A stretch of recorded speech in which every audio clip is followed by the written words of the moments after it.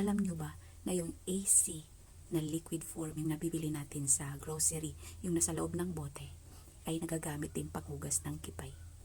Oo, ginagawa ko yun dati. Isang kutsaritang AC, hinahalo ko siya sa tubig at yun yung ginagawa kong feminine wash. Although, mas mahal siya kaysa feminine wash. Pero, nawawala po talaga yung amoy.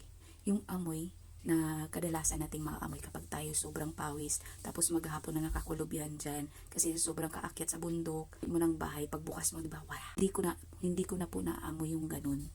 Kaso, maamoy mo rin yung amoy suka. Kung kayo may mga asawa, magpaalam mo na kayo kung yun yung gagamitin nyo. Maliban lang kung mahilig siya sa sausawan.